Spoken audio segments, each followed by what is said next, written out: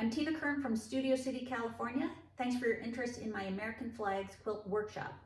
I've designed many quilts over the years with the American flag as the inspiration, and it all started with these two.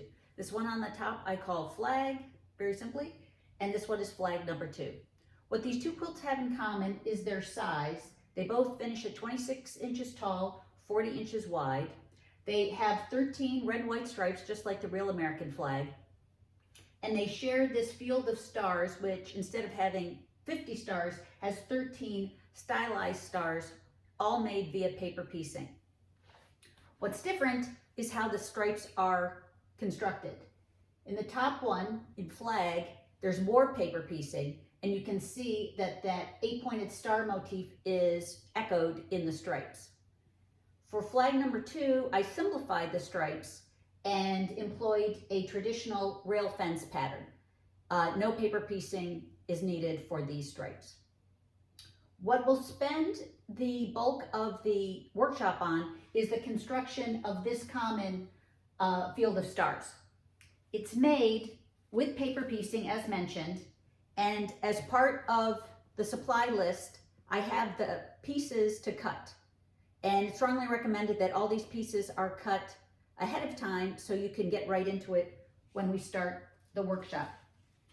What's important to point out is for your fabric choices, you can see I've used a mix of reds for my red stripes and a mix of tans and off-whites in both of these for my tan stripes. The first time I made this, I did not have enough value contrast between my tans, and that flag, the white stripe actually looks solid. So you don't want such variety that you can't tell the red and tan stripes from each other, but you want enough so you can see the pattern that you spent all this time creating. Once we have sewn all the units together via paper piecing, we'll come up with basically, this is the block exploded. So you can see all the various units that we'll make using the pattern pieces included in the pattern.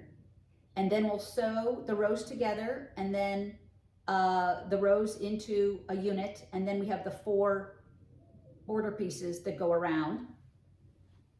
Those are all sewn together, and you end up with your field of stars. After that, again, your option is to either continue paper piecing and make flag, or switch to strip piecing to make the rail fence pattern. So either flag you want to make, I hope you'll join me.